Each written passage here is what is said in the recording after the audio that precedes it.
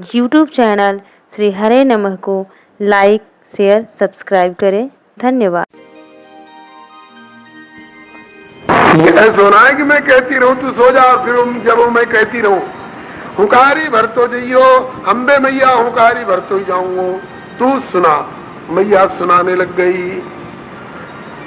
सुन सुत एक कथा कहो प्यारी, कमल नयन मन आनंद उपजो, रसिक शिरोमणि देत हुकारी। सुन सुत एक कथा कहो प्यारी। सुन बेटा, आज एक बड़ी प्यारी कथा सुना रही हूं। हाँ मां सुना। बोले हुकारी भरते जी? बोले हाँ भरूंगा। देख बेटा, दशरथ नृपति हूं तो रघुवंशी। एक रघुवंश के राजा हुए, उनका नाम था दशरथ। कन्हैया बोले कि फिर मैया बोली कि तिनके प्रगट भय सुतचारी। बोले कि कहा कि तिन में मुख्य राम जो कहियत। बोले कि बोले जनक सुता तिनकी बर नारी। कन्हैया जी सोच रहे हैं मेरी एक कथा सुना रही है मुझको, मेरे पिछले अवतार की कथा मुझको सुना रही है, तो और कोई कथा लाएगा कहां से भाई? और कोई कथा उनके अतिरिक्त और लाएगा कहां से? जो कुछ होगा उन्हीं के बारे में होगा। अच्छा, यहां तक तो हूं करते गए। रामो नाम बभूव तदबला सीते तौ पितुर वाचा दंडक कानने विहरता। बोले तामार राम। पिता के वचन से राम वन में गए, सीता उनके साथ गई। वन में रावण ने सीता का हरण कर लिया। रावण हरण सिंह को कीनो। अब हूं तो भूल गए, अब हूं नहीं कर रहे हैं, हुंकार करके उठे। रावण हरण सिया को कीनो, सुनि नंदन नंदन नींद विसारी। सूरदास प्रभु उठे चाप कही, लक्ष्मण देहु जननी भ्रम भारी। सुन सुते एक कथा कहो प्यारी। जो मैया के मुख से निकला, रावण ने सीता का हरण किया, राज उठ के खड़े हो गए। लक्ष्मण धनुष लाओ, लक्ष्मण धनुष लाओ। मैया ने पकड़ करके बिठाया। कन्हैया लक्ष्मण कहाँ है? धनुष काहे को मांग रहा है? तब ध्यान आया कि अरे मैं अभी राम रूप में नहीं, अभी मैं कन्हैया बन करके द्वापर में मैया की गोदी में बैठ के कथा सुन रहा था। भला बताओ, कोई राम को और कृष्ण को दो मानते हो? मानते रहे, लेकिन कृष्ण नहीं मानते कि हम राम से भिन्न हैं। हमें ही राम है, हमें ही कृष्ण है। न रामचंद्रा पृथक कृष्ण, न कृष्ण पृथक श्री रघुवंश केतु। नंदलाल दशरथ कुंवर उभय एक सरकार। नारायण ये दो कहे ते नर बिना विचार। मिलाकर देख लीजिए, रूप रंग सब एक है, चाल चलन तिल रेख थोड़ा सा अंतर है नहीं। भक्तों की रुचि वैचित्री के कारण जानबूझकर ला रखा है। क्या? बोले कि रूप रंग सब एक है, चाल चलन तिल रेख अंतर। बोले कि त्रेता में दृग गंभीर है और द्वापर में चपल विशेख। त्रेता में नेत्र गांधीर्य है और द्वापर में नेत्र चांचल्य है। यही फर्क है नहीं, ला रखा है भक्तों की रुचि वैचित्री के कारण। बंधु, आज ये बात दृष्टांत के रूप में यूं आई कि जब एक वक्ता और एक श्रोता होते हैं तो वक्ता कथा कहते हैं, श्रोता हुंकारी भरता है। आज शंकर भगवान कथा कह रहे हैं। कहा? वही पर्वत शिखर जिसको आजकल लोग श्री अमरनाथ महादेव की संज्ञा देकर दर्शन करने जाते हैं। बर्फ की एक प्रतिमा का दर्शन होता है, वही अमर कथा सुनाई, ऐसा भक्तों का विश्वास है, ऐसा संतों का कथन है। शंकर जी कथा कहने लगे, पार्वती हुंकारी भरती जाना। हाँ भोलेनाथ हुंकारी भरती जाऊंगी। भोलेनाथ कथा शुरू किए, पार्वती जी हुंकारी भर रही है। थोड़ी देर तक तो पार्वती जी जब तक सावधान रही, हुंकारी भरती गई, भोलेनाथ कथा कहते गए। थोड़ी देर के बाद दो मत है। कुछ लोगों का कहना है कि पार्वती जी को नींद आ गई, और कुछ संतों का कहना है कि नींद नहीं आई। कथा सुनते सुनते जब दशम स्कंद की रास पंचाध्याय की कथा आई तो भगवती पार्वती भावमय स्वरूप से रास में प्रवेश कर गई। जब प्रवेश कर गई तो समाधि लग गई। अब समाधि लग गई तो हुंकारी कैसे भरी जाए? भैया अब समाधि लग गई हो तो, चाहे नींद आ गई हो तो, हुंकारी बंद हो गई। फिर अब हुंकारी नहीं भरी जाएगी तो कथा नहीं होगी, कथा भी बंद हो जाएगी। अब हुंकारी कौन भरेगा? तब तक वह वृक्ष के खोखले में पड़ा हुआ वह सुख का जो अंड था, वो अंडा फूट करके उसमें से बच्चा निकल आया था, और वह भी अमर कथा रसपान कर करके पुष्टि को प्राप्त हो गया था। अब सुख सावक नहीं रहा, वो सुख हो गया था। और पार्वती जी के द्वारा हुंकारी भरना बंद हुआ तो वन में सो गई सैल कुमारी बेखबरिया, हुंकारी भर लागे सुगना। वन में सो गई सैल कुमारी बेखबरिया,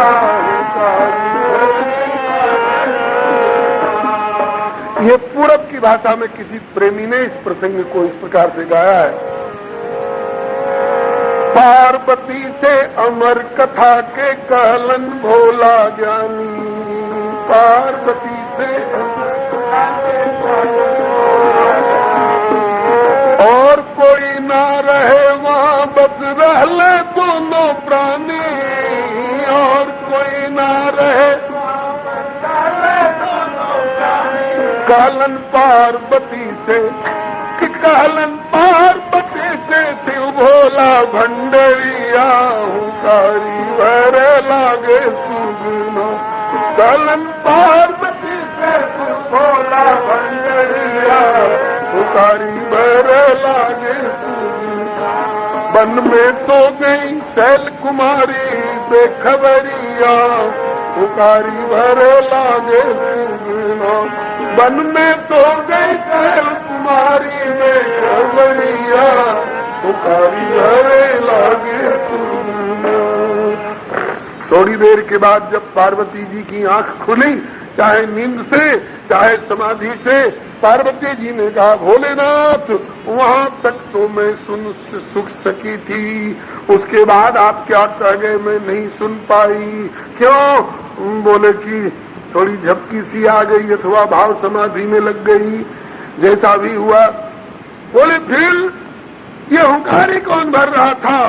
कोई चोर चोरी चोरी मेरी अमर कथा रस का पान कर रहा है, और अनधिकारी कोई और कोई चोर चोरी चोरी मेरी इस कथा रस का पान कर रहा है क्या? ये हुंकारी कौन भर रहा था? और कोई सुन रहा है? तब तक सुगना के बच्चे ने कहा फिर हुंकारी भरी। अरे एक तो चोरी और ऊपर से सीना चोरी, अभी तेरी खबर लेता हूँ। त्रिशूल लेकर के भोलेनाथ दौड़े, तो अमर कथा रस पान कर चुका है, अब मरेगा कैसे? भागा आगे आगे सुगना और पीछे पीछे प्रलयंकर भगवान शंकर त्रिशूल लिए। भागता भागता वह सुख सावक भगवान वेदव्यास जी के आश्रम पर पहुंचा। उस समय श्री वेदव्यास जी की धर्म पत्नी प्रातः कालीन स्नान करके धूप में बैठी केश सुखा रही थी। आलस के कारण उवासी आई, सो मुख मार्ग से सुख सावक उदरस्थ हो गया, जाकर पेट में पहुंच गया। इतने में भोलेनाथ आए त्रिशूल लिए हुए। वेद व्यास जी उठ के खड़े हुए, आइए आइए भोलेनाथ, आज आश्रम धन्य हो गया आपके पदार्पण से, मेरा आतिथ्य ग्रहण करें। कहा नहीं नहीं, आपका आतिथ्य ग्रहण करने नहीं आया हूँ, आपके घर में मेरा चोर घुसा हुआ है, उसे मारने के लिए आया हूँ, जिसने चोरी चोरी अमर कथा रस पान की है। वेद व्यास जी हंस गए, भोलेनाथ विराजो, आप सचमुच में बहुत भोले भाले हो। हाँ, सोचो अगर अनधिकारी होता तो सुनता कैसे, और सुन चुका तो अनधिकारी कैसे? जरूर कोई न कोई अधिकारी ही रहा होगा तभी सुन सका है। अच्छा, अनधिकारी ही अगर रहा हो और अगर सुन लिया हो तो आपके द्वारा सुनाई गई इस अमर कथा रस का प्रभाव आप ही वर्णन कर रहे हैं कि उस कथा के रसपान से अमरत्व आता है। अब तो उसमें अमरत्व आ गया है, अब मारोगे कैसे उसको? और वो मेरी पत्नी के उदर में चला गया है, मारोगे कैसे उसको? मारने के लिए पहले तो मेरी पत्नी का पोस्टमार्टम करना पड़ेगा, मेरी पत्नी की हत्या करनी पड़ेगी, फिर उसको मारोगे, और उसको मारोगे तो मरेगा। जब अमर कथा रसपान कर चुका है तो मरेगा। आप संहार के देवता हो, अमर को भी मारने की क्षमता रखते होगे, तो अगर उसको मार दोगे मर भी जाएगा तो आपके अमर कथा की महिमा नष्ट हो जाएगी। भोलेनाथ आप सर्वज्ञ हो, फिर भी ध्यान करके एक बार देख लो यह कौन है, कैसे आया है, क्यों कथा सुन सका, इसका भविष्य क्या है, फिर इसके बाद कुछ निर्णय लेना। हमारी समझ से तो जरूर कोई न कोई अधिकारी सुपात्र ही रहा होगा तभी यह कथा सुन सका है। तब शंकर देखे उधर ध्याना और सती जो कीन चरित सब जाना। उसने ऐसे शंकर जी ने जब अंतर्मुख होकर के ध्यान किया तो ध्यान में क्या आया? श्री गोलोक धाम के निभृत निकुंज में दो सिंहासन आमने सामने लगे हुए हैं।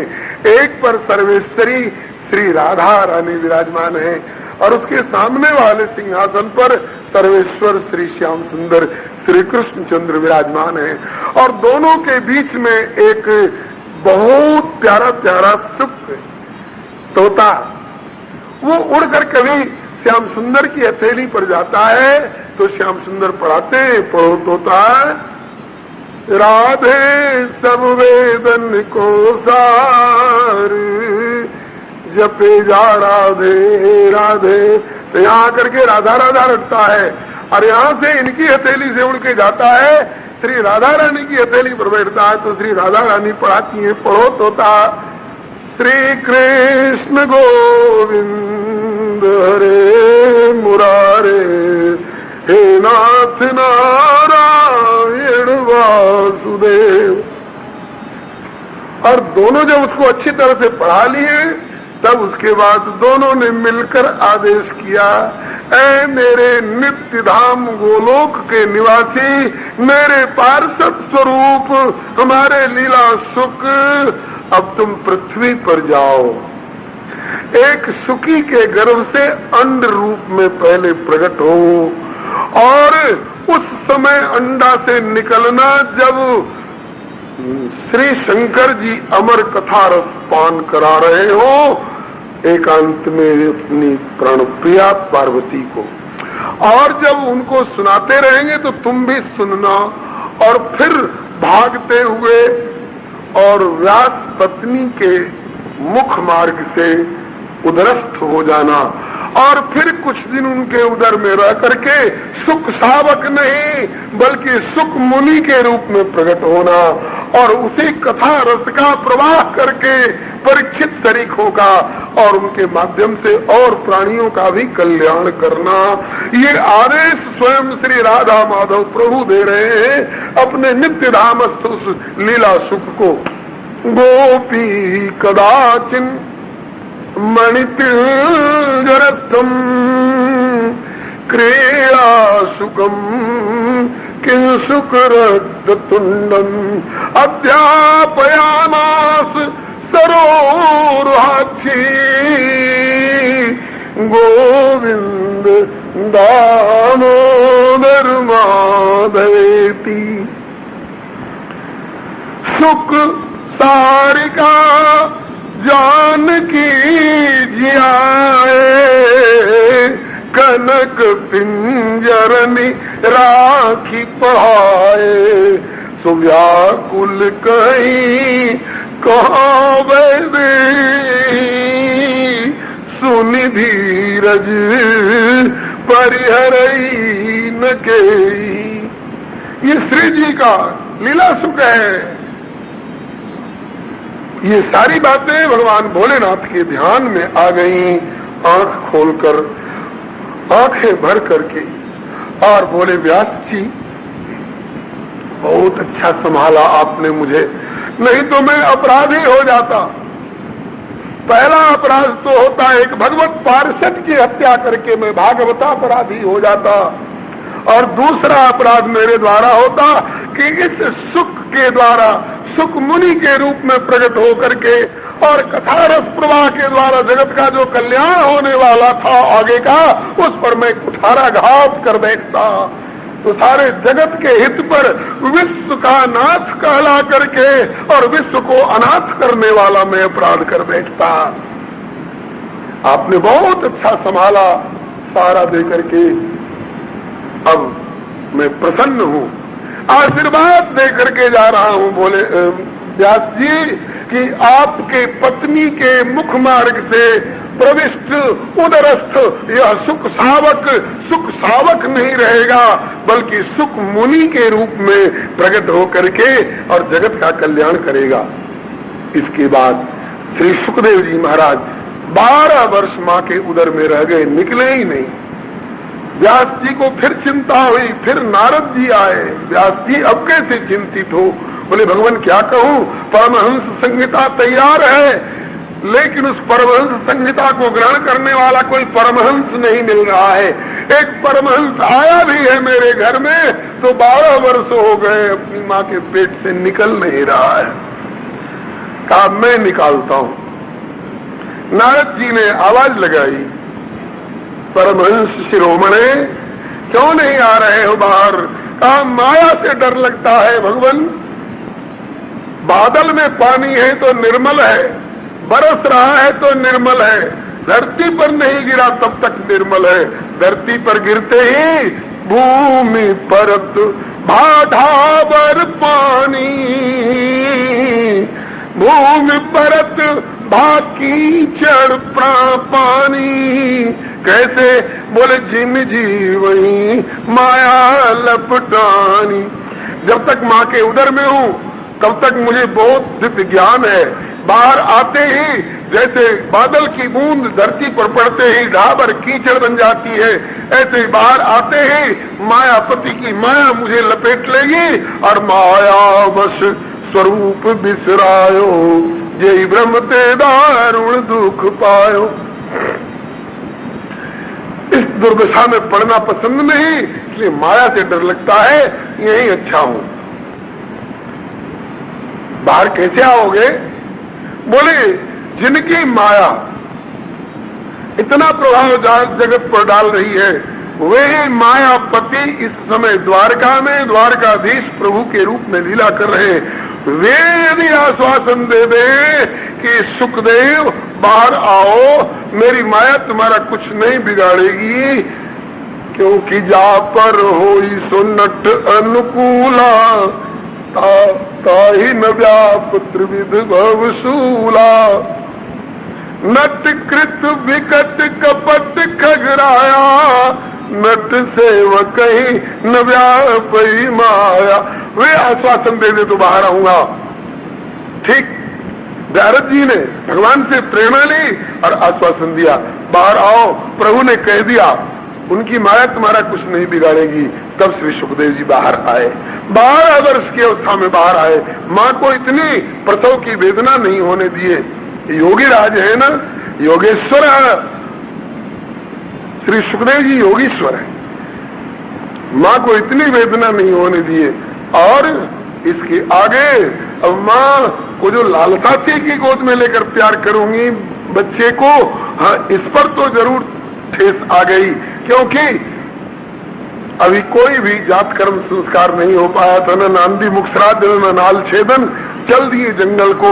आगे की कथा आपको मालूम है। पुत्र तन्मयतया तर्वो विनिदुस्तम सर्वभूत मुनिमान पोस्मी। श्री विरुद्धा जी पुत्र पुत्र सुख सुख करते जा रहे थे। मार्ग में कुछ देवियां स्नान कर रही थी। सुखदेव जी नंग धड़ंग निरावृत दिगंबर चले जा रहे हैं। 16 वर्षी, 12 वर्ष की तो अवस्था सहज से गर्भ से निकले हुए, 4 वर्ष की अवस्था अपने और बढ़ाई 16 वर्ष की। क्यों? बोले मेरे प्रभु 16 वर्ष किशोर अवस्था में सदा दर्शन देते रहे। देवो भूत्वा देवम जजेत, 16 वर्ष की सी अवस्था अपनी करके संकल्प पूर्वक वहां से चले हैं। तो 16 वर्षीय दिगंबर सुखदेव को देखकर उन देवियों ने लज्जा नहीं की, और जब अत्यंत वयोवृद्ध श्री वेद व्यास जी पीछे पीछे जा रहे थे, इनको देखते ही घूंघट और पर्दा करने लग गई। तदवीक्ष पृच्छति मुनौ जगदुस्तवास्ति स्त्री पुंभदान तो सुदस्य विरिक्त दृष्टे। पूछ बैठे वेद व्यास जी, बेटियों, अरे इस मार्ग से 16 वर्ष का नौजवान दिगंबर वस्त्रहीन मेरा बेटा सुखदेव गया, उसको देखकर तुम लोगों ने पर्दा और लज्जा क्यों नहीं मानी? मुझ बड़े बूढ़े तुम्हारे दादा परदादा से भी ज्यादा उम्र का हूं, मुझे देखकर तुम पर्दा कर रही हो, ये भेद क्यों? पितामह क्षमा करना, आपके पुत्र श्री सुखदेव जी देखने में चाहे 16 वर्ष की अवस्था कैसे लग रहे हो, लेकिन उनकी आंतरिक स्थिति कैसी है, जैसे अभी तुरंत के जन्मे हुए बच्चे को पता नहीं होता है कि स्त्री क्या है और पुरुष क्या है, ऐसे श्री सुखदेव जी को स्त्री पुरुष का कोई भेद नहीं मालूम है। आपको भेद मालूम है, इसलिए आपसे पर्दा करना पड़ रहा है। और आपकी दृष्टि बाह्य संसार पर भी हो सकती है, और उनकी दृष्टि अन्य कहीं नहीं है। समम सर्वेषु भूतेषु तिष्ठन्तम परमेश्वरम विनश्यत्सु अविनश्यन्तम यः पश्यति स पश्यति। उस अविनाशी पर उनकी दृष्टि है, इसलिए उनसे कोई पर्दा नहीं। आगे बढ़े। फिर श्री वेद व्यास जी पुत्र पुत्र कह रहे हैं, उन्होंने सुखोम कहा करके अभिनंदन किया। वृक्ष वृक्ष से आवाज आई, प्रसंग आप सुन चुके हैं। उस समय तो वेद व्यास जी लौट आए, लेकिन कालांतर में सुखदेव का आना आवश्यक है, इसलिए अपने शिष्यों को श्रीमद् भागवत के श्लोक पढ़ा करके भेजे। प्रथम श्लोक सिखाया, वरा पीडम नटवर बपु कर्णयो कर्णिकारम विप्रद्वासक कनक विषम चमालाम रंध्रान्वयोर वरसुदया पूरे गोकुवृंदैर वृंदारण्यम स्वपदरमणम प्राविशद गीत कीर्ति। पीतांबर और मोर पक्ष का मुकुट धारण किए हुए वृंदावन बिहारी ललित गति से पाद विन्यास करते हुए श्री वृंदावन में प्रवेश कर रहे हैं। ऊपर देवता और सिद्ध लोग, नीचे ग्वाल बाल की कीर्ति का गायन कर रहे हैं। बजाई गयोरी मेरे आंगन बसुरिया,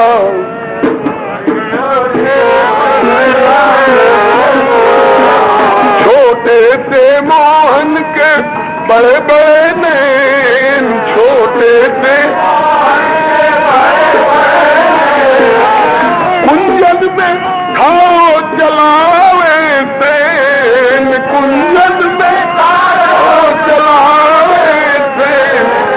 समाई गयोरी मेरे ही में सवरिया, समाई गयोरी मेरे ही में सवरिया, बजाई गयोरी मेरे आंगन बसरिया, बजाई गयोरी। ये भाव इस श्लोक का श्री सुखदेव जी अपने शिष्यों को सिखाकर भेजा। वन में भय लगे तो इन श्लोकों का गायन करना। जाके गायन किया, श्री सुखदेव जी के कान में पड़ा, दौड़ कर आए, भैया कहां से श्लोक तुमने सीखा है, एक बार और सुनाओ। फिर सुनाया, एक बार और सुनाओ। ओहो, जिसको मैं केवल ज्योति ज्योति स्वरूप ध्यान करता हूँ, ऐसा सुंदर वो सौंदर्य सिंधु है, उसके पास चलना चाहिए। लेकिन फिर ये गुनगुना करके कि जो सुंदर बहुत होता है उसमें दया कम होती है, गुमान ज्यादा होता है। उस रूप गुमानी के पास जाकर क्या होगा यदि उसके पास करुणा दया न हो तो? गुनगुना के फिर अंतर्मुख हो गए। व्यास शिष्यों ने आकर फिर व्यास जी को बताया। इस प्रकार से इस श्लोक से वे प्रभावित हुए थे और ऐसे गुनगुना करके अब दया का अनुसंधान कर रहे हैं। वेद व्यास जी ने फिर दया परक श्लोक सिखा करके भेजा। अहो बकीयम स्तन काल कूटम जिघांसया पायदप्य साध्वी लेवे गतिम धात्युचिताम ततोन्यम कम वा दयालुम शरणम ब्रजेम। अहो आश्चर्य की बात है, बकी बकासुर की बहन बकी पूतना अपने स्तन में भयंकर कालकूट विष लपेट कर ले गई थी उनको मारने की इच्छा से, और ऐसी हत्यारिणी लोक बालकनी राक्षसी रुधिरासना पापिनी पूतना को भी माता की पदवी देकर धाम दे दिया। ऐसा दयालु दूसरा कौन है जिसके हम शरण में जाएं? ये दयालुता का अनुसंधान कराने वाला श्लोक सिखाकर भेजा। पुनः व्यास शिष्यों ने जाकर के जंगल में जो श्लोक का गायन किया, श्री सुखदेव जी के कानों में पड़ा, बौखला करके दिव्य वाणी है ना, भगवत लीला परक वाणी है ना, तो सीधे हृदय में जाकर के गृहित चेतार आदर से पकड़ लिया श्री सुखदेव जी की आत्मा को। हाँ, और आख्यानम यद भीतवान, गृहित चेतार आदर से आख्यानम यद भीतवान दौड़ करके आए। भैया एक बार फिर सुनाओ, वो इतना दयालु है, फिर सुनाओ, फिर सुनाओ, फिर सुनाओ, बार बार सुने। भैया इतना बढ़िया बढ़िया श्लोक तुम लोग कहाँ से सीखे हो? बोले हमारे गुरु जी से। कौन है आपके गुरु जी? श्री श्री अनंत श्री समलंकृत गुरु पूज्य चरण श्री स्वामी श्री कृष्ण द्वैपायन श्री वेदव्यास जी महाराज। अच्छा, आप लोग श्री वेदव्यास जी के शिष्य हैं? कौन वेदव्यास जी? वही वेदव्यास जी जो मेरे पिताजी हैं। बोले हाँ जी, वही वेदव्यास जी जो आपके पिताजी हैं। लो, पहले तो श्री सुखदेव जी ये कहते थे कौन किसका पिता कौन किसका पुत्र, सब आत्मा एक है। वृक्ष वृक्ष से सुखोम बोलवा रहे थे एकात्मता दिखाते हुए, और वही सुखदेव जी आज नाता मानने को तैयार हो गए, देह संबंध से नहीं भगवत स्नेह संबंध से। मेरे पिताजी उनके पास ये श्लोक है। बोले हाँ, क्या हमें पढ़ा देंगे? कहा कि आप ही के लिए कोरा कोरा अमनिया अमनिया सुच्चा सुच्चा धर रखे हैं। वेद वैशंपायन को पढ़ा चुके हैं, पुराण रोमार्षण सूत को पढ़ा चुके हैं, लेकिन ये श्रीमद् भागवत परमहंस संहिता है। परमहंस संहिता को ग्रहण करने वाला कोई परमहंस मिले तो पढ़ाते, अभी तक किसी को पढ़ाया ही नहीं है। एक परमहंस आज आप मिले भी तो ऐसे परमहंस निकले कि वैराग्य लेकर ऐसे पिता को छोड़ करके ये चल दिए। वैराग्य बड़ी अच्छी चीज है, लेकिन कहाँ तक? बोले संसार से वैराग्य हो तो ठीक है, और भगवान से ही वैराग्य हो जाए तो, भगवान की कथा से ही वैराग्य हो जाए तो, भगवान के नाम रूप लीला धाम चरित्र गुणगणों से ही वैराग्य हो जाए तो धिक्कार है उस वैराग्य को। सो सुख कर्म धर्म जरि जाऊ, जहन राम पद पंकज भाऊ। जोग कुजोग और वो ज्ञान अज्ञानो, जान राम प्रेम परधाम। जरा उस संपत्ति सदन सुख सुरद मात पित भाई, सन्मुखो तुझ राम पद करे न सहज सहाय। आज श्री सुखदेव जी ने पिताजी के साथ नाता माना। किस नाते? बोले कथा कीर्तन करन की जाकी निस दिन रीत, कह कबीर उस दास से निश्चय कीजिए प्रीति। भगवत संबंध से आए, पिताजी के चरणों में प्रणिपात किया। तद विद्य प्रणिपाते न परिप्रश्न सेवया उपदेक्षन्ति ते ज्ञानम ज्ञानिन तत्वदर्शिन। वेद व्यास जी ने उठाकर सुखदेव जी को हृदय से लगाया। आ गए सुख? हाँ पिताजी आ गया। बोले उस समय क्यों नहीं आए? बोले उस समय मैं ज्ञान की भूमिका पर था, वैराग्य की भूमिका पर था, और अब बोले भगवत स्नेह की भूमिका पर आ गया हूँ।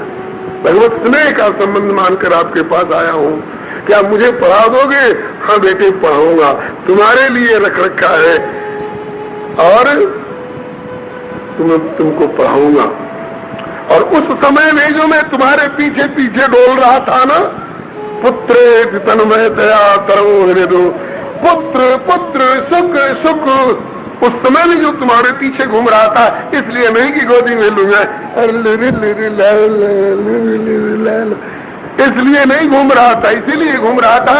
यह परमहंस संहिता है, किसी परमहंस को ही दी जाएगी।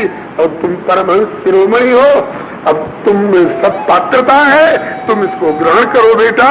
तब श्री तदिदम ग्राहयामास सुतमात्मवतांबरम, यहाँ तक की कथा आप सुन चुके। अब श्री सुखदेव जी श्री परीक्षित जी के यहाँ जाकर कैसे सुनाएंगे, यह सब प्रसंग सुनने के लिए आप फिर 3 बजे पधारे, थोड़ी देर कीर्तन करके, और उसके बाद फिर आगे का प्रसंग प्रारंभ होगा। इस समय की इतनी सेवा से संतुष्ट हो, कोई वाणी में स्खलन हुआ हो, कोई भूल चूक हुई हो, उसको आप विधिजन गुरुजन कृपा पूर्वक क्षमा करेंगे। श्री हरे नमः। श्री कृष्ण गोविंद हे नाथ Narayan. YouTube channel like share subscribe करें। धन्यवाद। श्री कृष्ण गोविंद हे नाथ नारायण वासुदेव। श्री कृष्ण गोविंद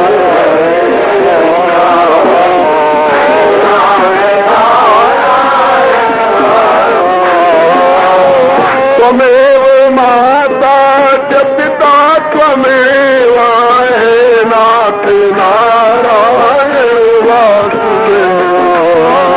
त्वमेव माता च पिता त्वमेव हे नाथ नारायण वासुदेव। त्वमेव बन्धुश्च सखा त्वमेव हे नाथ नारायण वासुदेव। त्वमेव बन्धुश्च सखा त्वमेव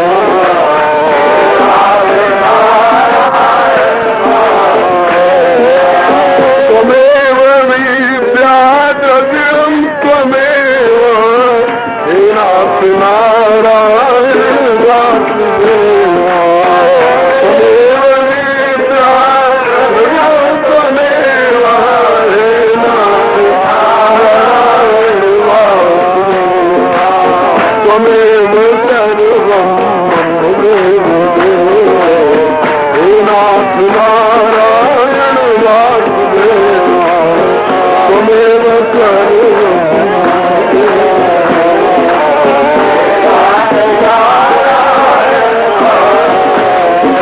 श्री कृष्ण गोविंद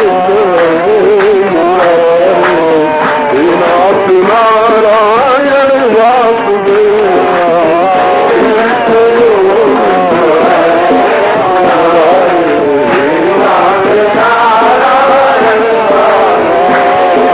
श्री कृष्ण गोविंद हे नाथ नारायण वासुदेव। श्री कृष्ण गोविंद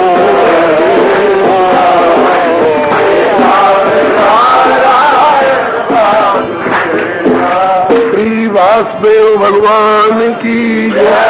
श्री महादेव बाबा की जय। श्री शंकरश्वर भगवान की जय। श्री चतुर्व्यूह भगवान की जय। श्री हनुमंतलाल की जय। सपरिकर श्रीमद् भागवत महापुराण की जय। श्री वेदव्यास भगवान की जय। श्री सुखदेव जी महाराज की जय। श्री सुखतीर्थ की जय। श्री परीक्षित जी महाराज की जय। श्री सूत जी सोनकादिक जी महाराज की जय। श्री मैत्रेय जी श्री विदुर जी महाराज की जय। श्री गंगा मैया की जय। श्री बद्री विशाल भगवान की जय। श्री महाराज जी की जय। श्री महाराज जी की जय, श्री सर्वसुंदर वैष्णव भगवान की जय, श्री राम जन्मभूमि की जय, श्री कृष्ण जन्म स्थान की जय, श्री काशी विश्वनाथ की जय, श्री सनातन धर्म की जय, श्री गौ माता की जय, श्री भारत माता की जय, श्री सर्वसुंदर वैष्णव भगवान की जय। जय जय श्री सीताराम, जय जय श्री राधे श्याम, हर हर महादेव।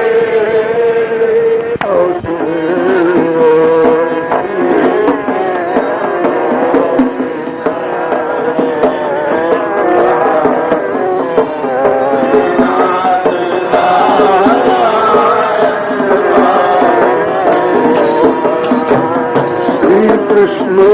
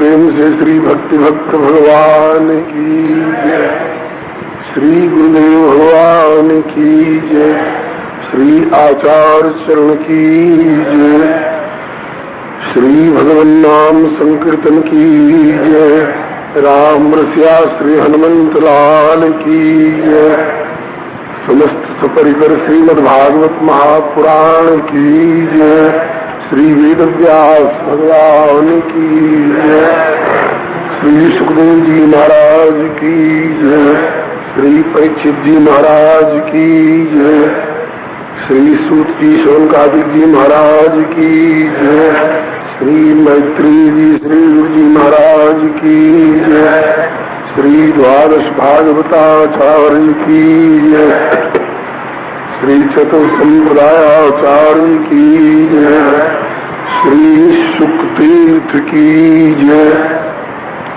श्री गंगा मैया की जय, श्री बद्री विशाल भगवान की जय, श्री वरिष्ठ जगद्गुरु श्री शंकराचार्य भगवान की जय, श्री चक्र जी महाराज की जय, उनके लाडले की जय, उनके पुण्य स्मृति महोत्सव की जय, श्री सर्वसंग वैष्णव भगवान की जय, श्री हरिशरणं नमः, श्री हरिवैष्णव चरण कमलेभ्यो नमः।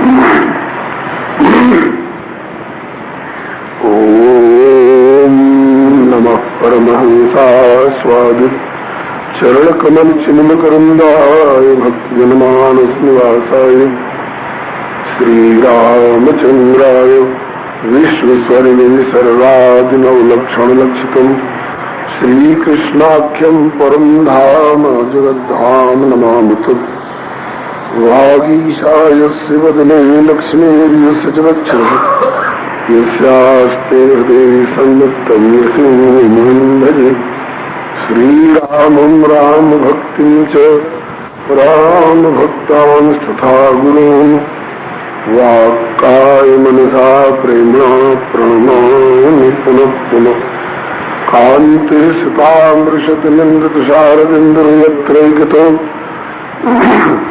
विलसितामसितां शोभां श्रीवृन्दावने कल्याणवासोऽहं श्रीराधा मुकुन्दयुगलं तदहं नमामि श्रीकृष्णं नारायणं वन्दे श्रीकृष्णं वन्दे व्रजप्रियं श्रीकृष्णं द्वैपायनं वन्दे श्रीकृष्णं वन्दे तथास्तुम् यं प्रव्रजन्तमनुपेतमपेतकृत्यं द्वैपायनो विरकातरया जुहाव पुत्रेति तन्मयतया तरवो विनेदुस्तं सर्वभूतहृदयं मनिमानतोऽस्मि यस्वानुभावमखिलश्रुतिसारमेकम् अध्यात्मद्वीपमतीर्षतां तमोन्धम् संसारिणां करुणया पुराणमय्यं तं व्याससूनुमुपयामि गुरुं मुनीनां तं व्याससूनुमुपयामि गुरुं मुनीनां प्रह्लाद नारद पराशर पुण्डरीको व्यासाम्बरीश शुकशौनक भीष्मदालभ्याम् रुक्मांगदार्जुन वशिष्ठ विभीषणादीन् पुण्यान्मान् परं भागवतान् नमामि भवानी शंकरो वन्दे श्रद्धा विश्वासरूपिणो व्याभ्यां विना न पश्यन्ति सिद्धावसान्तस्थमीश्वरम् वन्दे मूढमयं नित्यं गुरुं शङ्करं यमाश्रितो युवक्रोऽपि चन्द्रः सर्वत्र वन्द्यते श्री सीताराम गुणग्राम पुण्यारण्य विहारिणौ वन्दे शुद्ध विज्ञानौ कवीश्वर कपीश्वरौ अतुलित बलधामं हेमशैलावदेहं दनुजुगन कृशानुं ज्ञानिनामग्रगण्यं सकल गुणनिधानं वानराणामधीशं रघुपति प्रियभक्तं वातजातं नमामि कूजन्तं राम रामेति मधुरं मधुराक्षरम् आरुह्य कविताशाखां वन्दे वाल्मीकिकोकिलं नारायणं नमस्कृत्य नरं चैव नरोत्तमं देवीं सरस्वतीं व्यासं ततो जयमुदीरयेत् जयेत् भक्तभक्तिभगवन्त गुरुचतुर्णां वपुः इनके पदबंधन किए नासै विघ्नाने प्रणवो पवन कुमार खलवन पावक ज्ञान घन व्यास श्री राम सर चापधर श्री गिरिजापति गिरिजा शेष शारद श्रुति व्यास वाल्मीकि पद पंकज नित में द्वादश भागवताचार्य चतुर्संप्रदाय आचार्य शंकर आचार्य को सपरिकर बनाऊं तुलसी कबीर सूर नाभा प्रियादास मेरा श्री नानक चैतन्य को नमत रहा हूं मैं दीजे वर सब मिल मोल मनोच क्रम चलते नित परिकर सरिहर गाँव में जय जय गुरुदेव विश्वामित्र के पुत्री राम तारक प्रदाता श्री चरित्रवन बिहारी की जय जय गुरुदेव भक्तमाल के स्वरूप सानुकूल सर्वभात सदा समेत सुखारी की जय जय गुरुदेव वासवन श्रीवट जमुना तट उत्कट आदर्श संत सेवा वृद्धारी की जय जय गुरुदेव फलाहारी राम लीलावती आचार्य व्यास सर्वस्वंत रूपधारी की बोलिए प्रेम श्री राम कृष्ण भगवान की जय श्री अयोध्यानाथ की जय श्री वृंदावन बिहारी लाल की जय श्री वैकुंठनाथ की जय श्री प्रहलादपति की जय श्री गौरी शंकर भगवान की जय राम रसिया श्री हनुमंत लाल की जय समस्त परिकर श्रीमद् भागवत महापुराण की जय श्री वेदव्यास भगवान की जय, श्री सुखदेव जी महाराज की जय, श्री परीक्षित जी महाराज की जय, श्री सूत जी सनकादिक जी महाराज की जय, श्री मैत्रेय जी श्री विदुर जी महाराज की जय, श्री सर्वसंत वैष्णव भगवान की जय। निगम कल्प करो गणितम फलम सुखमुखादमृत द्रव संयुतम पिबत भागवतम रसमालयम मोरो रसिका भूरिभावुका। आज श्री प्रभु कृपा से श्रीमद् भागवत महापुराण कथा सत्र का तृतीय दिवस है। श्री प्रभु कृपा से अपराह्न की बैठक में कथा प्रारंभ होने जा रही है। आप लोग अपने अपने स्थान पर शांति पूर्वक विराजमान रहकर समाहित चित्त से कथा का श्रवण करें।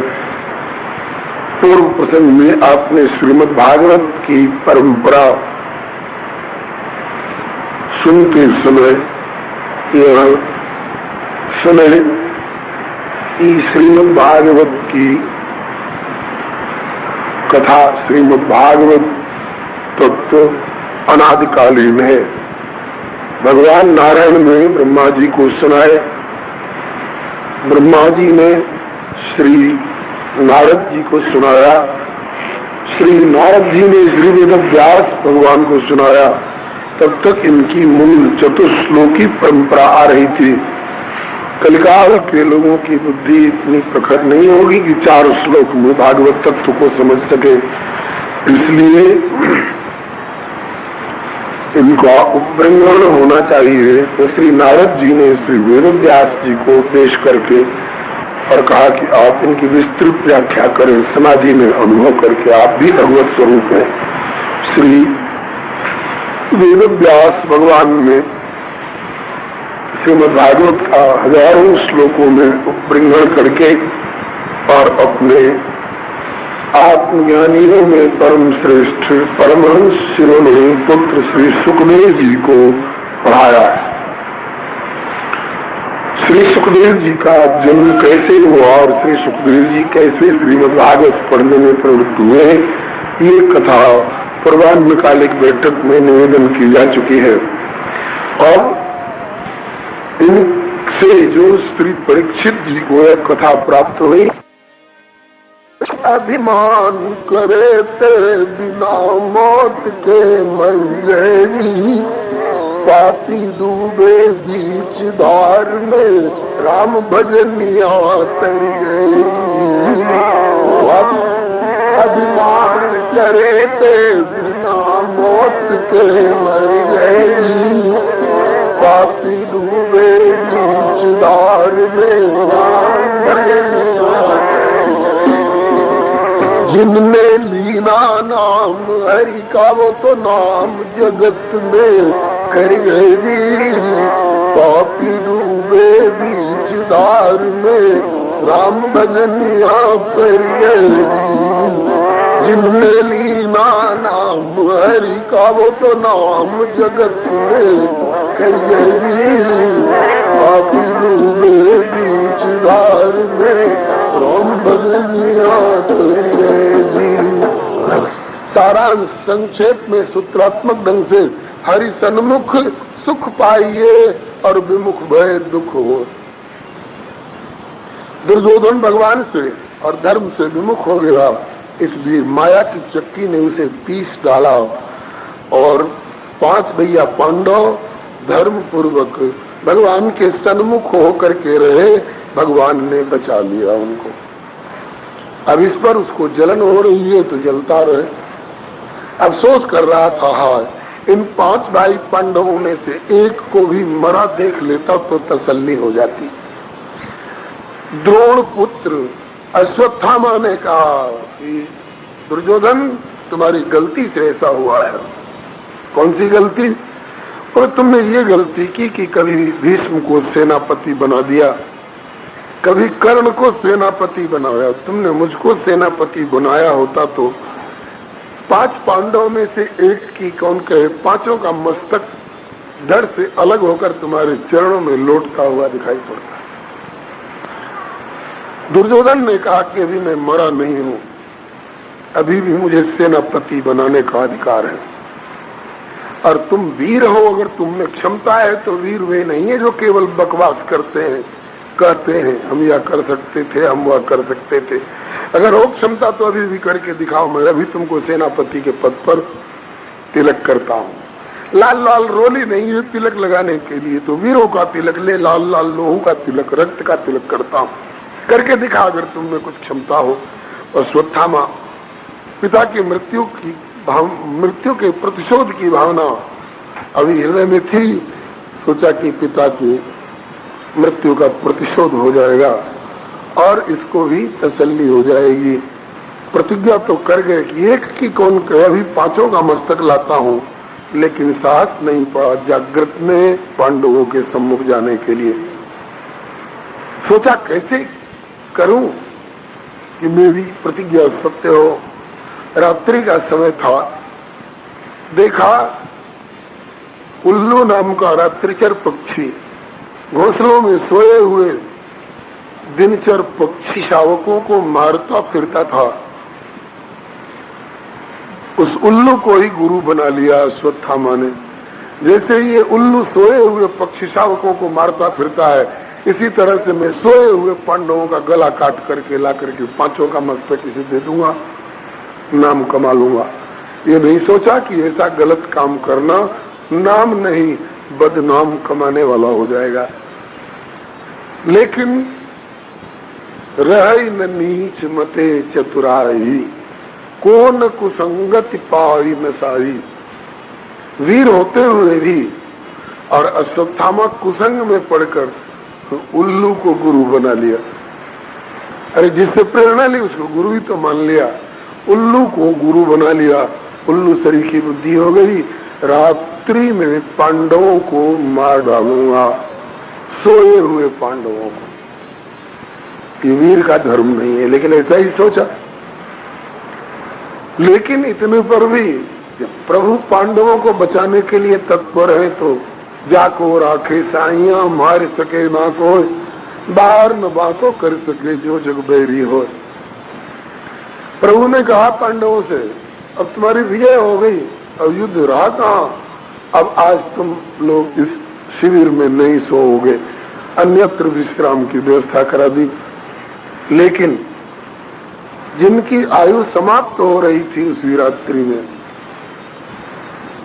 वे द्रौपदी के 5 पुत्र उसी शिविर में जाकर सो गए। हाँ, सबका निर्धारित है पहले से कौन कितने दिनों के लिए आया है।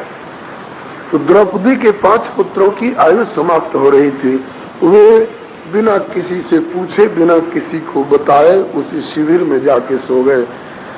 रात्रि के अंधकार में अश्वत्थामा ने द्रौपदी के 5 पुत्रों को ही 5 पांडव जानकर और उनका गला काट लिया, मस्तक लाकर दुर्योधन को दिया, ले ये तुम्हारे 5 शत्रुओं का मस्तक। एक बार तो बड़ा हर्ष हुआ, आओ मेरे 5 शत्रु मर गए, छाती ठंडी हो गई। लाओ लाओ, उनके मस्तक को मैं जागृत में गदा के प्रहार से चूर नहीं कर सका, तो लाओ उन्हें टकरा कर मसल कर चूर कर दूं। हल्के झटके से मस्तक चूर हो गए। भले अंधेरा था, लेकिन दुर्योधन को अंदाज मिल गया कि ये पांडवों का मस्तक इतना कोमल नहीं हो सकता है कि हल्के प्रयास से चूर हो जाए। मेरी गदाओं के प्रहार से भी भीमसेन का कुछ नहीं बिगड़ता था, और आज ये हल्के प्रयास से ये चूर कैसे हो गए।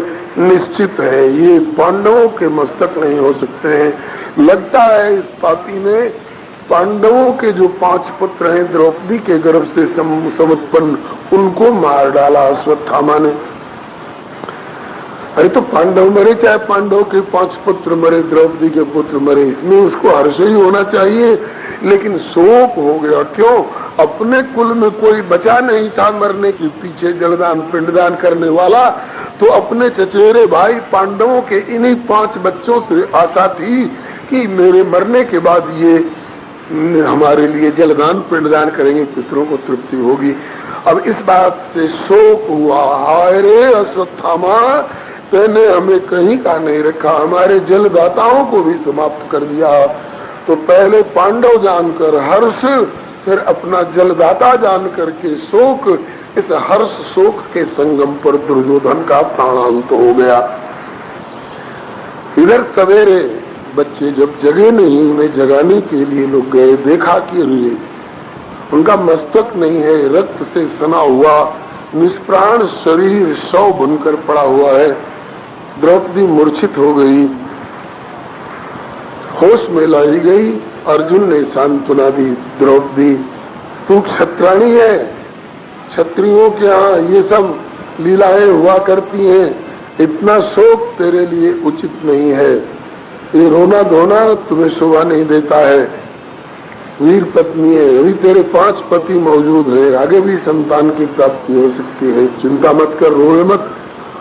मैं तुम्हें वचन देता हूँ, तुम्हारे पुत्रों की हत्या करने वाले को हम पकड़ के तेरे सामने उपस्थित करेंगे और उसके लिए जो भी विधान तेरी तरफ से होगा वही विधान किया जाएगा, जो तू कहेगी उसके लिए वही विधान किया जाएगा। ऐसा कह करके अर्जुन ने द्रौपदी को सांत्वना दी और चल पड़े अश्वत्थामा को पकड़ने के लिए। अश्वत्थामा ने देखा कि अब जान नहीं बचेगी, तो अश्वत्थामा ने ब्रह्मास्त्र चला दिया।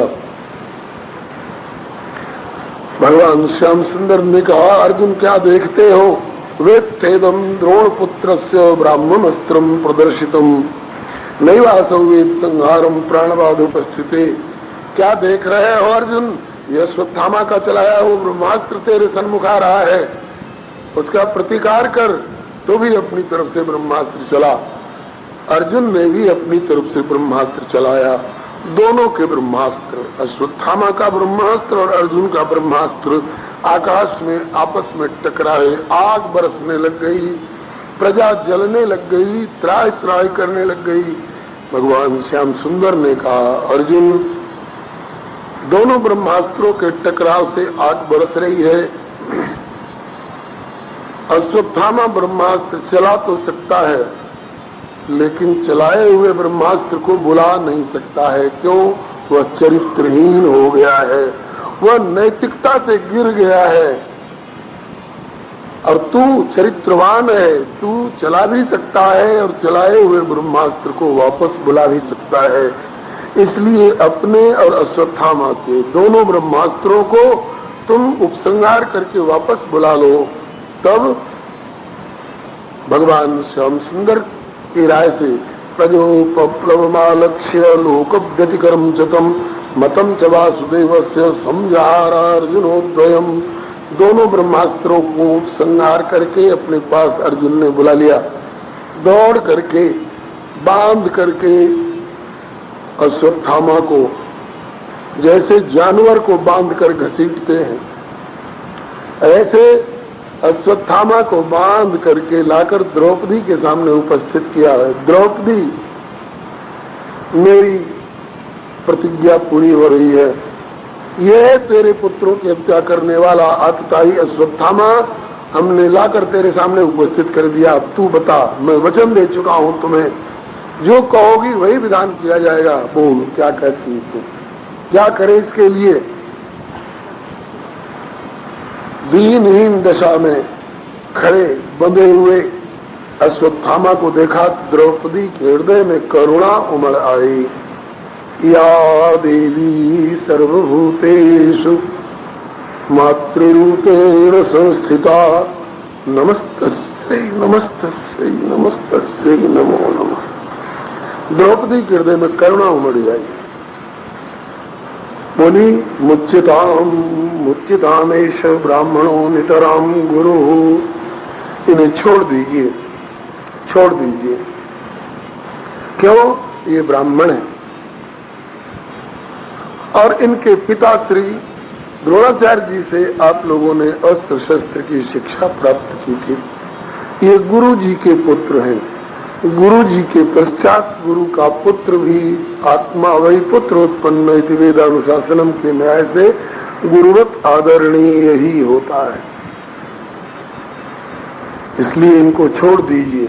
छुड़वाने में दूसरा भाव यह भी है, मेरे पुत्र तो मर ही चुके हैं, मैं तो रो ही रही हूं, क्या इनको मार डालने से मेरे वे 5 पुत्र जीवित होकर खड़े हो जाएंगे?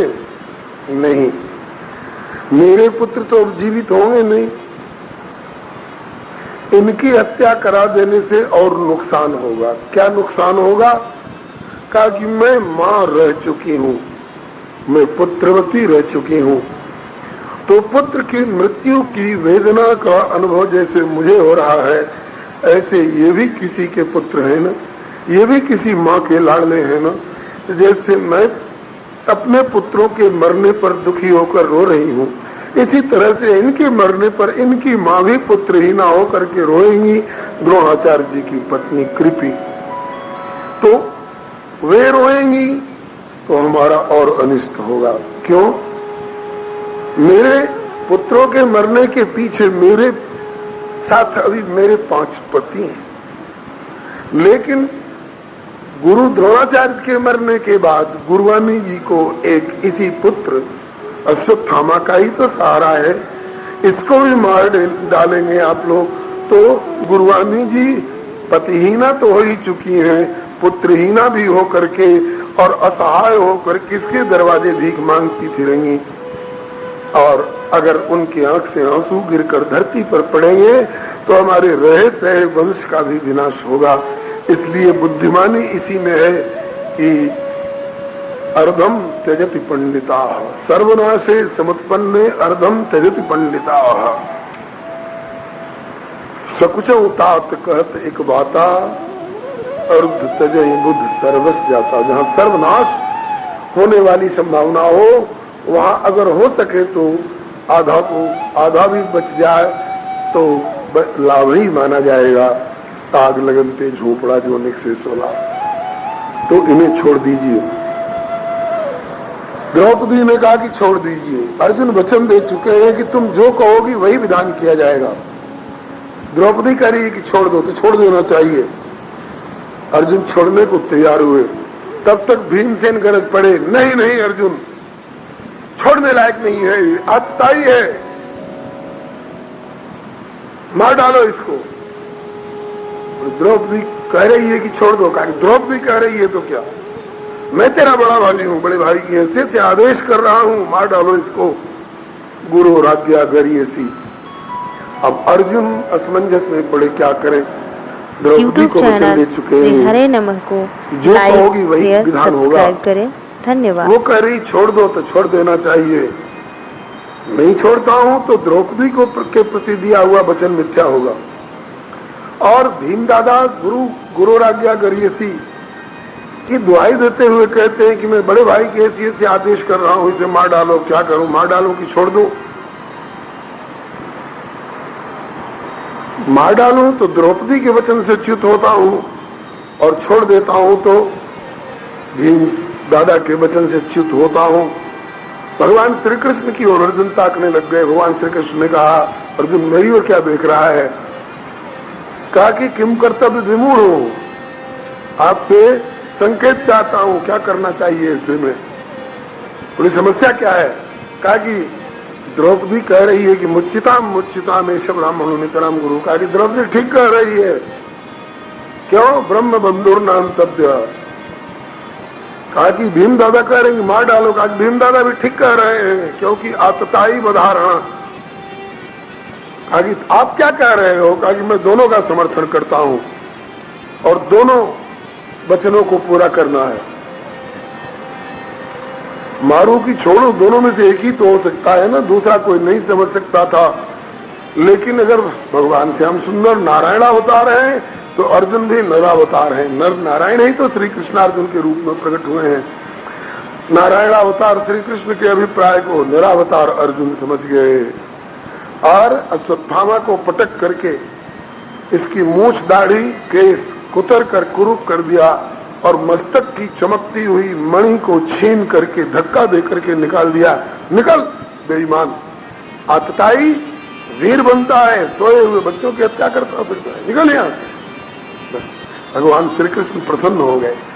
धन्य हो अर्जुन, धन्य हो, तुमने दोनों की बात पूरी कर दी। कैसे? गला काट करके नहीं फेंक दिया। इस प्रकार से मुच्यता में सब ब्राह्मणों ने तो गुरु द्रौपदी की बात पूरी हो गई। और भीम दादा ने जो कहा था मार डालो, बोले संभावित से चाकृतिर मरणादति रिचिते, संभावित का जसलाहु मरण कोटिसम दारुणदाहु। इस प्रकार के लब्ध प्रतिष्ठ व्यक्ति को कुरूप करके, अपमानित करके, उसका सर्वस्व अपहरण करके उसको निकाल देना ही प्राण दंड से भी बढ़कर के कठोर दंड हो गया। तुमने दोनों की बात रख ली, बहुत अच्छा, बहुत अच्छा। भगवान श्याम सुंदर प्रसन्न हो गया। मैंने ऐसा नहीं करते तो मैं नाराज होता। बहुत बढ़िया, तुम खुश हो, अच्छा ही है। इसके बाद अब एक नीति की बात। आपके बच्चे ने गलती की, प्रेम से समझाइए, बेटा गलत काम है, ऐसा नहीं करना चाहिए, आगे से ऐसा मत करना। मान गया तो बढ़िया, न माने फिर वैसी गलती करे तो कस के एक चांटा जड़ दीजिए। एक तमाचा बच्चे को जिंदगी भर के लिए सुधार देगा, गलत से बचा देगा। आपको खुशी होगी, बच्चा भी खुश होगा, पिताजी आपके एक तमाचे ने मेरा बड़ा हित कर दिया, नहीं तो मैं बिगड़ जाता। तो ठीक है, एक तमाचे से बच्चा तो सुधर जाएगा, लेकिन कहीं यही प्रयोग अगर आपने किसी सर्प के ऊपर कर दिया, सर्प ने फुंकार मारी, आपने उसको एक छड़ी मारी, कहा खबरदार जो फिर फुंकार मारी तो क्या जैसे एक तमाचे से आपका बच्चा सुधर गया, ऐसे एक छड़ी के प्रहार से वो सर्प भी सुधर जाएगा? सुधरेगा नहीं। छड़ी की चोट खाकर अगर बच जाए तो प्रतिघात करेगा। आपने आघात किया तो प्रतिघात करेगा, वो बदला लेने के लिए आपको काटेगा। इसलिए नीति कहती है या तो सांप को छेड़िए मत, और छेड़िए तो मार डालिए, नहीं तो लाठी की चोट खाकर अगर बच जाएगा सर्प तो आपको मारेगा, काटेगा। वही हाल यहां हुआ। लाठी की चोट खाकर बचे हुए सर्प की तरह अश्वत्थामा ने अपने इस अपमान का बदला लेने के लिए पुनः ब्रह्मास्त्र का संधान किया। ये 5 पांडव, ये तो पके हुए आम है, टपकने वाले हैं, 2 दिन में नहीं, 2 साल में, 10 साल में। अभी इतना ही से संतोष नहीं मुझे, अभी इनके वंश में और कोई वंश बीज किसी कोने में पड़ा हुआ हो उसको भी नष्ट करूंगा। संजोग की बात, लक्ष्य बन गए हमारे श्री परीक्षित जी महाराज। उस समय अपनी माँ के पेट में थे श्री परीक्षित जी, गर्भ में, अपनी माँ के गर्भ में थे। इनकी माँ का नाम है उत्तरा। अभिमन्यु का नाम आपने सुना होगा।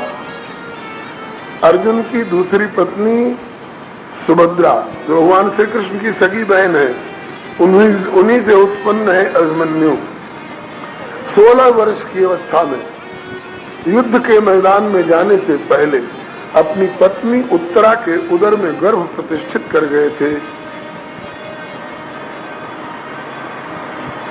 अभिमन्यु वीर गति को प्राप्त हुए 16 वर्ष की अवस्था में, जब 7 महारथियों ने मिलकर एक साथ इन पर चोट करना प्रारंभ किया, जबकि इनके हाथ में एक लठिया भी नहीं थी। अभिमन्यु ने कहा, बड़ा ही करुण चित्रण किया है श्री मैथिली शरण गुप्त जी ने। राष्ट्र कवि श्री मैथिली शरण गुप्त जी जयद्रथ वध नाम के पुस्तक में लिखते हैं। अभिमन्यु कहता है, कर दे मुझे तुम शस्त्र देकर, फिर दिखाओ वीरता, देखूं यहाँ पर मैं तुम्हारी धीरता गंभीरता। हो साथ क्या 100 भी रहो तो भी रुलाऊं मैं तुम्हें, कर पूर्ण रणलिप्सा अभी क्षण में सुनाऊं मैं तुम्हें। फिर द्रोणाचार्य से मुड़कर के कहता है कि द्रोणाचार्य है नीच ये सब सूर, कहलाने के लिए सूर और वीर है, लेकिन ये नीच है, युद्ध का धर्म उल्लंघन करके मेरे साथ इस तरह का व्यवहार कर रहे हैं। है नीच ये सब सूर, पर आचार्य तुम आचार्य हो, पर वीर विद्या विज्ञ मेरे तात शिक्षक आर्य हो। पर आज इनके साथ तुमसे हो रहा जो कर्म है, मैं पूछता हूँ वीर का रण में यही क्या धर्म है? निहत्थे एक व्यक्ति के ऊपर हथियार से सुसज्जित 7 व्यक्ति एक साथ चोट मारे, ये कोई वीरता है? मारा गया बेचारा, लेकिन मरने के पहले भगवान श्री कृष्ण और अर्जुन को याद करके कहता है, हे तात पिता अर्जुन, हे मातुल मामा श्री कृष्ण, यहाँ नहीं हो मेरे सामने, नहीं तो ये अत्याचार नहीं होने पाता, लेकिन चलो जहां भी हो। हे तात हे मातुल जहां हो, हे प्रणाम तुम्हें वहीं, अभिमन्यु का इस भांति मरना भूल मत जाना कहीं। उसी अभिमन्यु की उत्तरा नाम की पत्नी के गर्भ में हमारे चरित्र नायक मुख्य रसिक श्रोता श्रीमद् भागवत के श्री परीक्षित जी महाराज हैं। उस समय मां के उदर में थे। अश्वत्थामा का चलाया हुआ ब्रह्मास्त्र जब उत्तरा के गर्भ की ओर चला, उत्तरा बेचारी घबराई, किसकी शरण में जाए। कौरव सैन्य सागर में डूब गए होते हमारे ये 500 ससुर लोग, बड़े बड़े मगरमच्छ भीष्म द्रोण कर्ण दुर्योधन सरीखे उन्हें निगलने को तैयार थे, लेकिन कन्हैया तुम्ही ने खवैया बनकर इनकी नैया को किनारे लगाया है। लेकिन महाभारत के युद्ध काल में इन पांडवों की रक्षा का सारा प्रयास तुम्हारा निरर्थक हो जाएगा अगर उन पांडवों का वंशधर गर्भस्थ शिशु न बचा तो। बचाओ प्रभु बचाओ, पाहि पाहि महायोगिन देव देव जगतपते, नान्यम त्वदभयम पश्ये यत्र मृत्यु परस्परम। प्रभु ब्रह्मास्त्र से और कौन बचा सकता है, आप ही बचा सकते हो, प्रभु बचाओ। भगवान श्री कृष्ण ने उस भक्ता की आर्त पुकार सुनी और प्रविष्ट हो गए गर्भ में। भगवान को गर्भ से क्या मतलब, लेकिन उत्तरा के गर्भ में प्रविष्ट हो गए। एक संत तो कहते हैं कि उत्तरा का एक बालक परीक्षित है ही, गर्भ प्रवेश के न्याय से श्याम सुंदर भी एक बार उनका पुत्रत्व स्वीकार कर रहे हैं। बलिहारी भक्तों के लिए क्या क्या नहीं करते। जिस गर्भ से घबरा करके हे प्रभु निकालो इस नरक कुंड से, और उसमें प्रवेश करने में ठाकुर को तनिक घबराहट नहीं। भक्ता की आर्त पुकार पर भक्त परीक्षित की रक्षा करने के लिए ठाकुर ने गर्भ में प्रवेश किया चतुर्भुज रूप से, और उस ब्रह्मास्त्र के तेज का निवारण करते हुए अपने कौमुद की गदा से, अपने सुदर्शन चक्र से उस तेज का निवारण करते हुए गर्भस्थ बालक की रक्षा की। हम लोग जब अपनी माँ के पेट में थे तो हमारी रक्षा किसने की थी जी? उसी ने रक्षा की थी। बड़ी दुर्दशा रहती है गर्भ में, सिर पेट में सटा हुआ होता है, ऊपर से घुटना मुड़ा हुआ होता है, बच्चेदानी की झिल्ली में गठरी की तरफ बंधा हुआ होता है, सिर नीचे पैर ऊपर, एक तरफ मल की थैली एक तरफ मूत्र की थैली, जठर की आग जिससे अन्न पचता है, और 97.5 डिग्री ताप बना रहता है शरीर में। उस आग की गर्मी, यहाँ तो गर्मी लगती है तो देखिए कितने पंखे चल रहे हैं, वहाँ कौन पंखा चलाने वाला था? कृपा की वायु के द्वारा, कृपा दृष्टि के द्वारा हमारा भी पोषण उसी ने किया था, वही प्रभु। किंतु उसी ने हमारी भी रक्षा की और उसी ने परीक्षित की भी रक्षा की। हमारे और उनके रक्षण विधान में अंतर है। क्या अंतर है? श्री रहीम जी कहते हैं, रन बन व्याधि विपत्ति में रही मन मरो न रोय, जो रक्षक जननी जठर सो प्रभु गयो न सोय। जननी के जठर में हमारी जिसने रक्षा की थी वो प्रभु सो नहीं गया है, आज भी तत्पर है, वह विश्वम्भर है, वो हमारा रक्षक है। हमारी रक्षा परोक्ष से की थी, हम देखे नहीं कि वो किधर से रक्षा कर रहा है, लेकिन परीक्षित की रक्षा प्रत्यक्ष होकर के परीक्षित को दर्शन देते हुए रक्षा की थी। परीक्षित ने देखा कि मेरे चारों ओर एक सांवला सलोना पीतांबरधारी चतुर्भुज पुरुष शंख चक्र गदा पद्म धारण किए हुए उस मुझे दग्ध करने का प्रयास करने वाले तेज से मेरी रक्षा कर रहा। कितने भाग्यशाली है परीक्षित। हम लोग माँ के पेट में भी आए, जन्म भी लिए, उसके बाद बहुत बहुत प्रकार के, कोई कुसंग में भी पढ़े, कोई सत्संग में भी पढ़े, सत्संग में पढ़ करके भी बहुत बहुत प्रकार की साधनाएं किए, लेकिन हमने सपने में भी कभी इस प्रकार से ठाकुर को देखा। जिंदगी निकल जाती है, जन्म जन्मांतर जुग जुगांतर कल्प कल्पांतर हो जाते हैं, बड़े बड़े योगिंद्र मुनिंद्रों को उनको देखने की लालसा सजोए हुए और दर्शन नहीं होता है। परीक्षित कितने भाग्यशाली हैं कि मरण की कौन कहे, जन्म की कौन कहे, उससे भी पहले माँ के पेट ही में उस प्रभु का प्रत्यक्ष साक्षात्कार कर आए। बलिहारी उत्तरा के गर्भ की रक्षा भी कर रहे हैं प्रभु। और अब युधिष्ठिर को राज सिंहासनासीन करा करके द्वारका लौटने को तैयार हुए। द्वारका लौटने को तैयार हुए, रथ पर बैठने जा रहे थे। कुंती बुआ ने पीतांबर पकड़ लिया। लाला कन्हैया, हाँ बुआ जी जा रहे हो? जा रहा हूँ बुआ जी। क्यों जा रहे हो मेरे लाल? कहा कि अब हमारी जरूरत क्या है यहाँ। पूछा आए क्यों थे?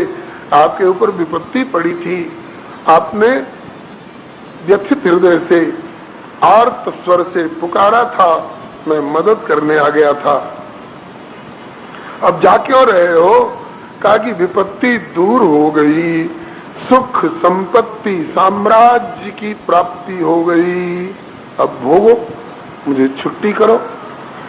समझ गई कुंती बुआ जी कि विपत्ति पड़ने पर दुख भरे हृदय से आर्त स्वर से भक्त पुकारता है तो प्रभु आ जाते हैं। दुख दूर होने पर, सुख संपत्ति साम्राज्य प्राप्त होने पर पीठ देकर चल देते हैं। कुंती बुआ की आंखें भरी आई, अंचल फैलाकर याचना करने लग गई। लाला कन्हैया, मैं तेरी बुआ हूँ, मेरे पियर से आए हो, पियर वालों से हमेशा जिंदगी भर कुछ मांगने और लेने का हक होता है, मुझे कुछ दे करके जाओ कन्हैया। हाँ बुआ जी बोलो क्या चाहिए? बोली कि विपद संतु न शश्वत तत्र तत्र जगद गुरो भवतो दर्शनम पुनर्भव दर्शनम। मेरे लाल यही वरदान देकर जा कि अगले जन्म में फिर विपत्ति मेरे ऊपर पड़े।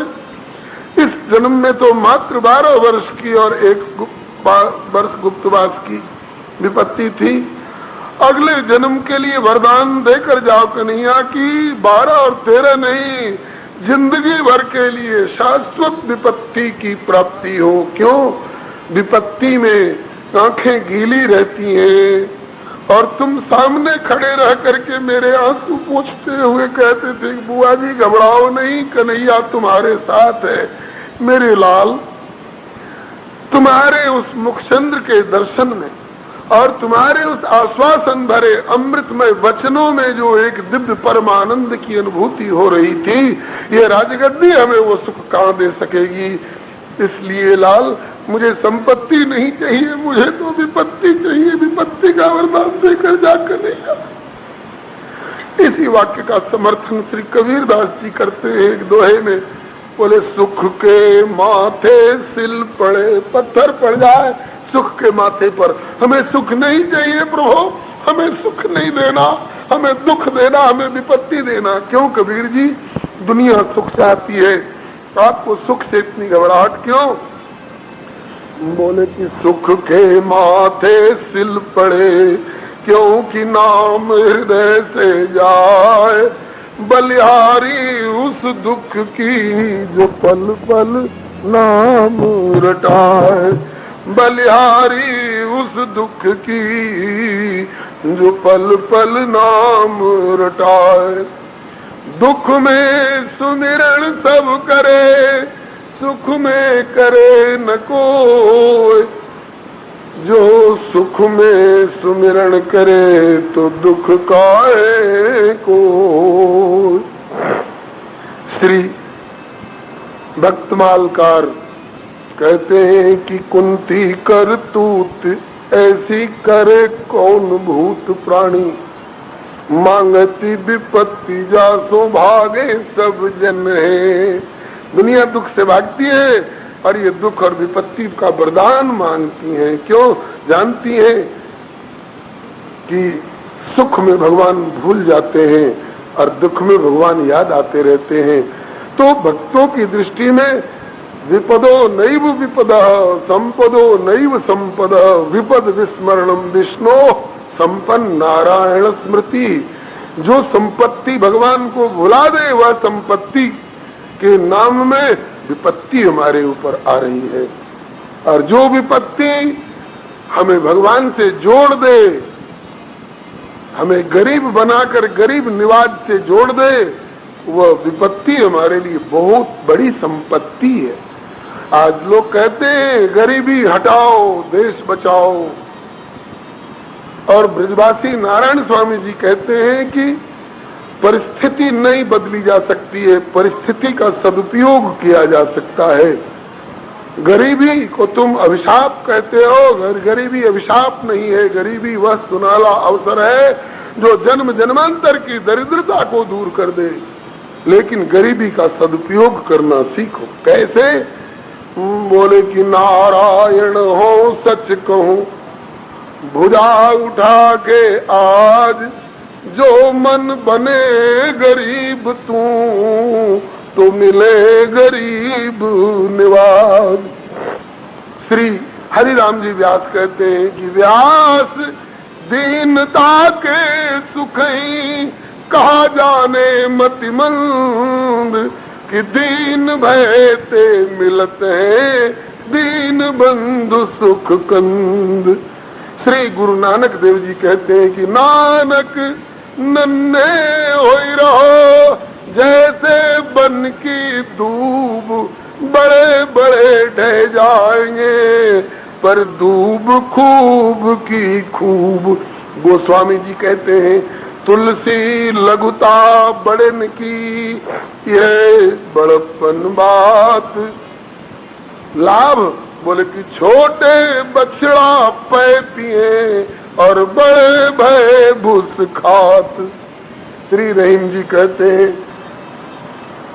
बोले कि बड़े बड़े भोगे विपत्ति, छोटे दुख से दूर प्रमाण।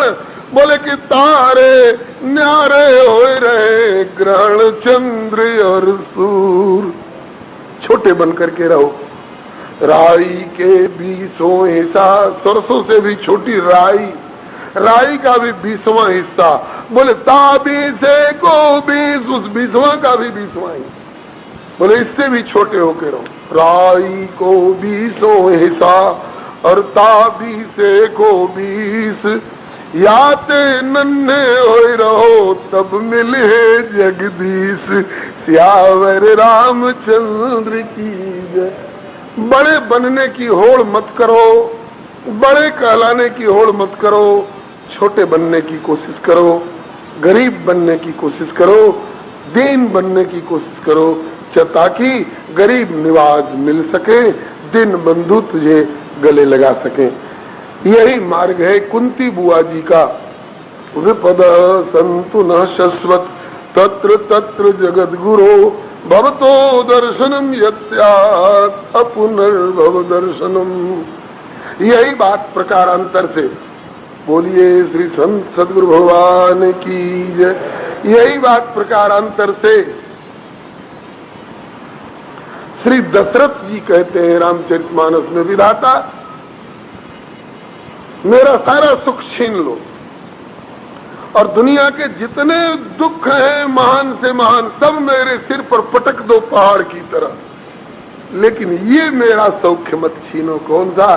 बोले सब दुख दुसह सावहु मोही, किंतु लोचन ओट राम जन्यो। प्रभु से हम न हटे, प्रभु हमसे ओझल न हो।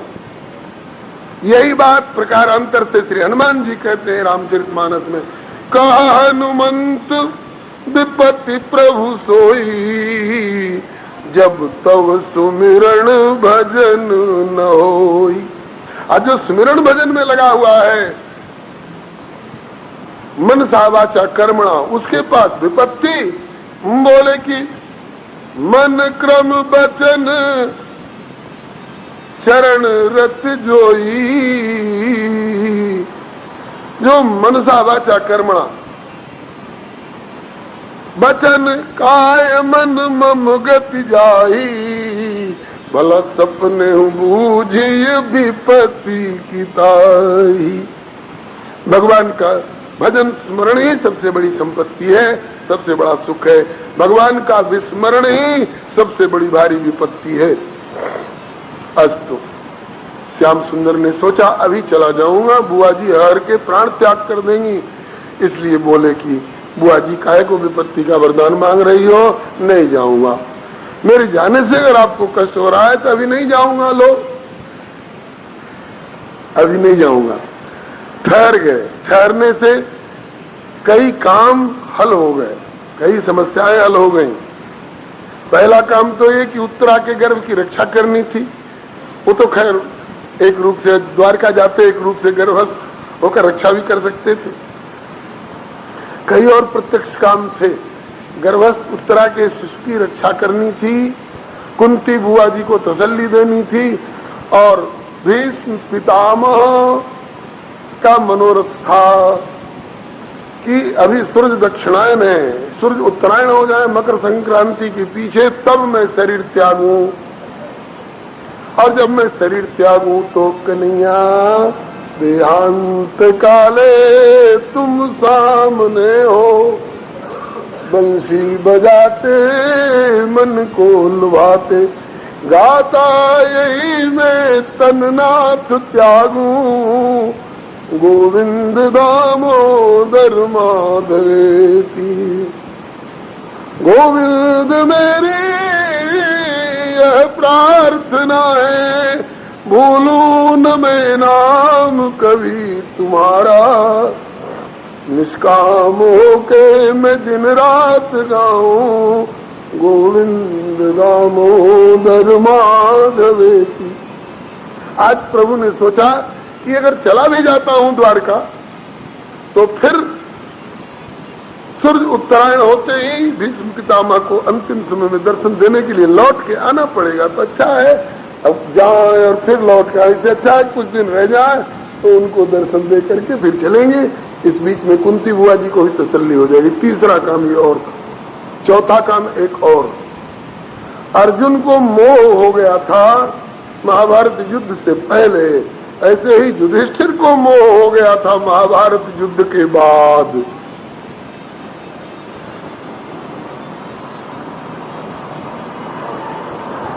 अर्जुन को क्या मोह हुआ था, इन अपने स्वजनों को मारकर हम सुखी कैसे होंगे।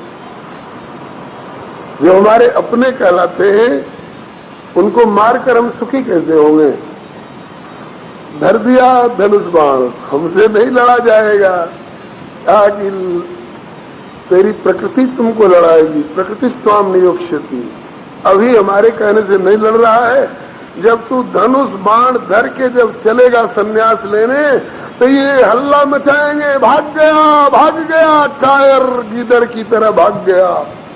फिर तुझे ताव आएगा और फिर धनुष उठा करके तू लड़ेगा। भाग कैसे जाएगा।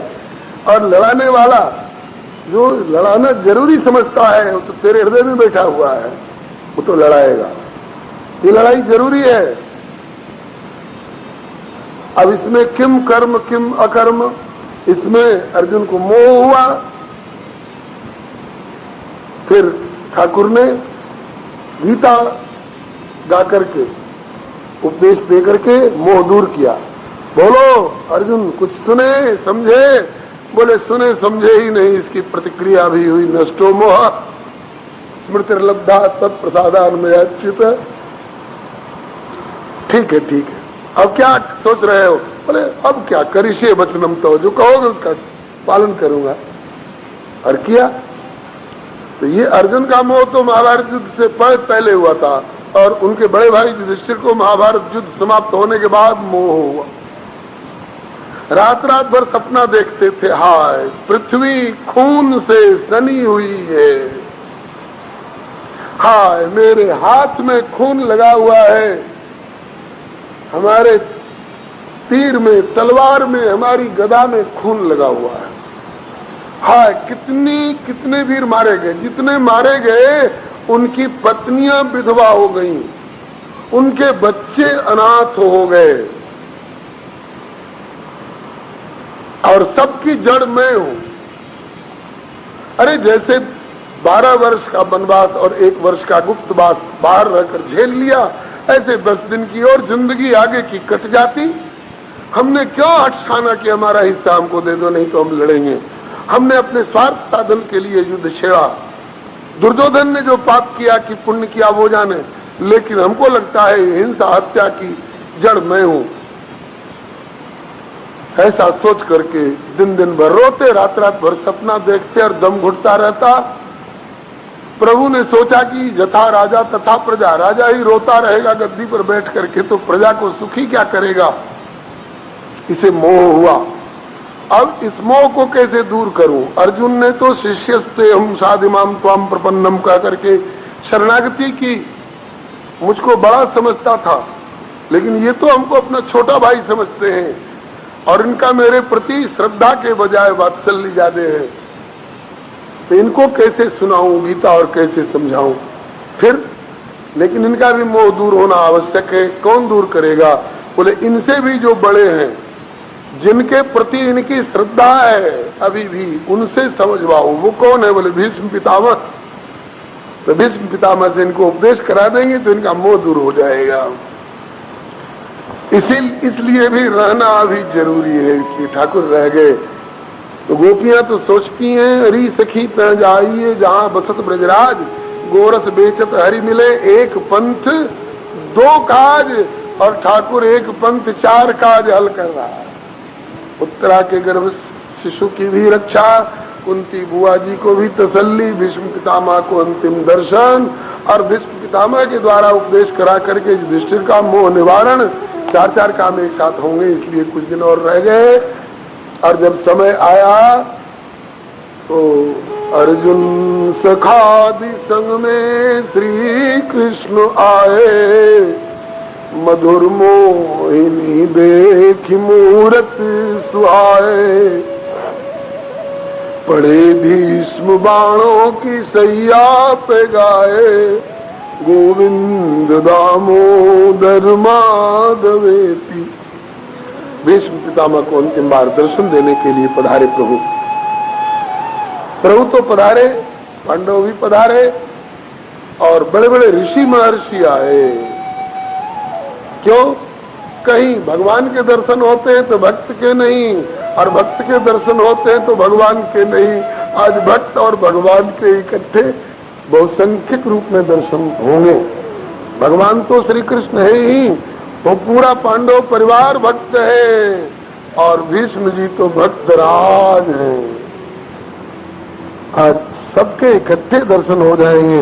इसलिए ऋषि महर्षि आए। राजर्षय तत्र ब्रह्मर्षय सर्वे देवर्षय सत्तम, राजर्षय तत्रास्मिन् द्रष्टुम भरतुंगमं, पर्वतो नारदो धौम्यो भगवान बादरायण, बृहदस्व भरद्वाज शिष्यो रेणुकास्त, वशिष्ठ इंद्र प्रवदकृतो गृत्समदोस्त, कक्षीवान गौतम त्रिश्च कौशिको सुदर्शन, अन्ये जन्यो ब्रह्मराता देवमला, शिष्य रूपेता जन्मो कश्यपांगिरसादय।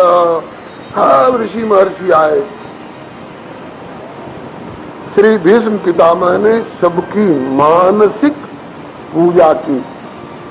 शरीर तो बाणों से छिदा बिदा हुआ था, हिल डोल सकते नहीं थे, उठ के चरणों में मस्तक नहीं झुका सकते थे, तो मानसिक प्रणाम किया।